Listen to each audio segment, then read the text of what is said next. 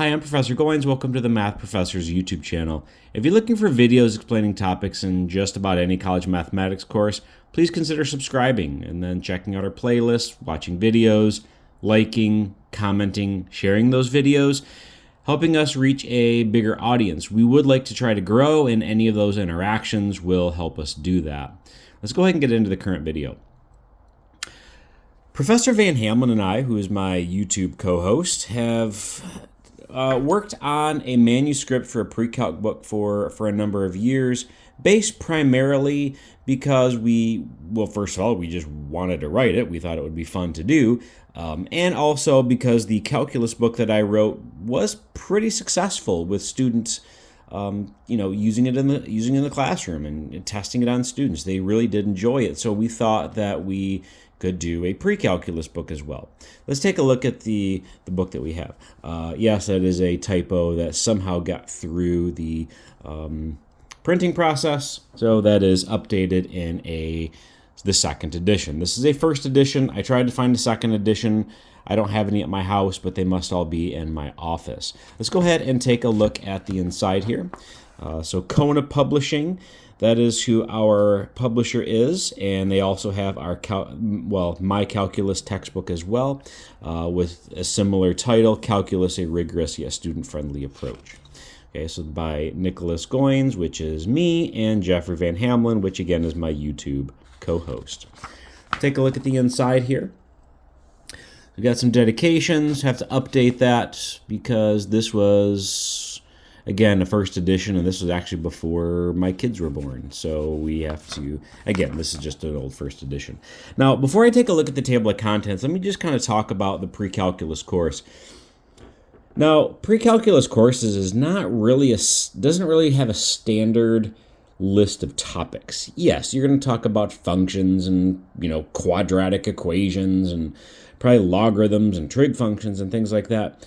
But different trig courses are going to talk about different different pre-calc courses are going to talk about different pre-calc topics. And there isn't really an actual standard, like here are the exact things you're going to talk about. If you take Calc 1, probably Calc 2 or 3, at pretty much any college or university in the United States, you're pretty much going to be talking about the exact same topics. Not necessarily so with a pre-calc course. So here's our vision for what the pre-calculus course should consist of in our eyes in preparation for calculus. So again, for us, pre-calculus is preparation for calculus. And here's what it consists of: a thorough discussion on the function concept. We have, generic function concepts like transformations and combinations and piecewise functions and inverse functions, things like that. But we also then go through the three main types of functions that you need to be very familiar with. And that consists of polynomials, trig functions, and then the next page, which I'll show you here in a moment, will be logarithms and exponentials. And for us, that is a full semester. And in fact, our first chapter here is pretty gigantic. So we've got pushing 200 pages on just the general function concept. And we go through quite a few topics within this first chapter. This could almost be a semester in and of itself, if you were to go through every bit and piece of it. But let's go ahead and take a look at the rest of the table of contents. We've got general functions. We've got specifically polynomial functions, where again we reinforce a lot of the topics from this chapter. Same thing with trigonometric functions. We introduce what those are, and we reinforce a lot of topics from general functions. And then we get into exponential and logarithmic functions, which once again reinforces the concepts from chapter 1. And let's go ahead and take a look at the inside of this book here.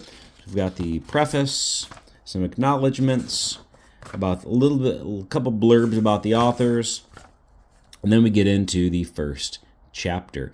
Now, before I get into the chapter, this book was developed using a manuscript that pretty much looked like the calculus textbook, if you watch that video, where it's basically classroom notes that we formalized and then added a lot more to it. So we've got more discussion, we've got lots of examples and things like that. And just like with the calc textbook, the sketches are all hand-drawn. Kind of take a look here. So again, we've got lots of examples. We've got explanations for notation. Again, lots more examples. And you can see one of the hand-drawn, just really simple examples illustrating the concept of the intersection of intervals. Okay, and then we just kind of flip through here. We see some more sketches. Lots more examples. In fact, this very first section, we kind of go through here and flip through, see how many examples we actually have, just to kind of illustrate one of the things that I think sets this book apart. The majority of the textbooks on the market are going to have certainly a handful of examples, but I'm still going in section 1.1. We're already at example 26. Okay, example 30, still going. Example 36, still going. Example 43, still going. 47 worked out examples within just the first section. Now, granted, not every section is going to have that many worked out examples, but it just kind of goes to show you that that is one of the highlights and one of the strong points of this book is lots and lots of worked out examples. Another thing that we have in this textbook, of course, we have all the standard exercises, like find the intersection and union, and then function values and intercepts and things like that. But it also has some more sophisticated types of examples. Again, suppose the domain of a function is the closed interval -4 to 8. Determine the domain of the following functions. Negative f of 4x. How does the negative and 4, if both, one or the other, how does that affect the domain of the original function? Same thing with f of 4x plus 3. You can see B, D, again, just some minor typos that we have corrected for the second edition. Second edition also has more examples and more exercises as well, and more answers in the back of the book.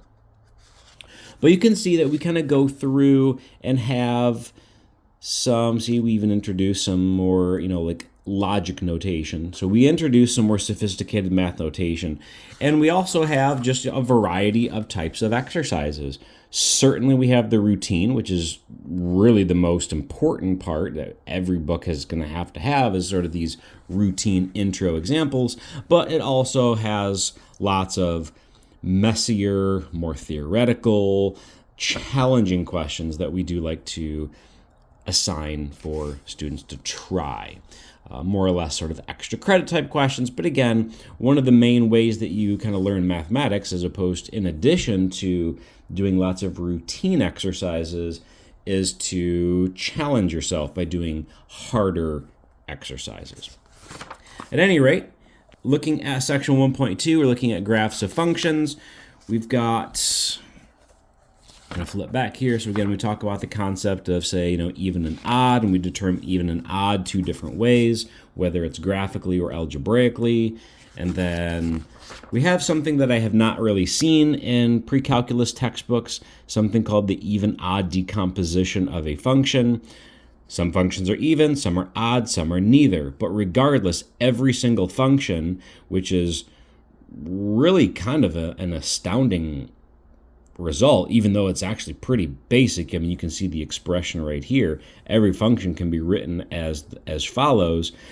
And if you look down here, we see that the first part is the even part and the second part is the odd part. That is to say, every single function is the sum of an even and odd function. And we kind of explore that a little bit in this section. Now, of course, the big payoff of that is in a calculus course where we can use that for computing some definite integrals that we otherwise would not be able to compute. But anyway, we go through and we talk about all the different types of transformations, and we like to look at them graphically, and then we look at how do I shift the shape of the graph, how do I shift individual points, things of that nature. And we kind of go through, of course, all the different types of transformations of graphs. All right, and then let's see, this section gets pretty lengthy there. So then let me kind of skip ahead just to kind of show you another couple of things in just chapter 1 that we do. There's another thing that I wanted to highlight. Of course, there's a lot of standard material here with combinations and quadratics, and here's function composition, and we can illustrate what composition is representing. And then we look ahead to, let's say, 1.6 piecewise functions. Well, one of the building blocks for this chapter, when we talk about functions, is transforming them. Well, what if I want to, let me see if I can find it, transform piecewise functions? Like, we could take the shape of a graph, we could take a piecewise function, and again, I'm trying to find it in here. Let's see, I guess it would be back here, wouldn't it? So we start looking at transformations of piecewise function, and then how do I find the function expression for a transformed piecewise function? If I shift it left, right, up, down, if I do stretches, compressions, all sorts of things, reflections, how do I then find the corresponding function expression for a piecewise function after it's being transformed? All right, and again, I certainly don't want to make this video super long by going through every little section, but we do have lots of little things here and there that we think are different from other textbooks on the market. And again, we go through later sections where we talk about polynomial functions, and then we do trig functions, and then we do exponentials and logarithms. And for each of those different types of functions, we do talk about, and then some application sections and things like that, some story problems. We try to cover both algebraic manipulations of all the different types of functions, the theoretical material for them, applications of all of them, and try to really hammer down what these functions are and what they can do before a student takes a goes from pre-calculus to calculus. Anyway, thank you for watching, and if you are interested, if you're an instructor out there and you're interested in getting a copy, you can get copies of this for free.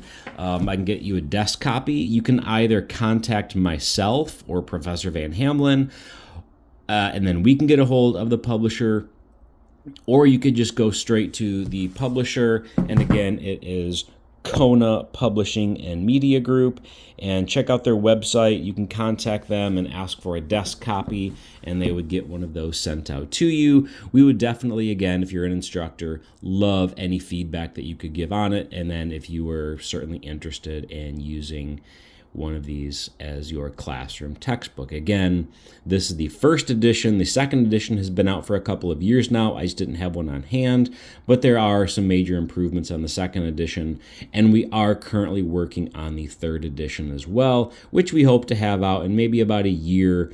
But anyway, thank you for watching, and please consider subscribing.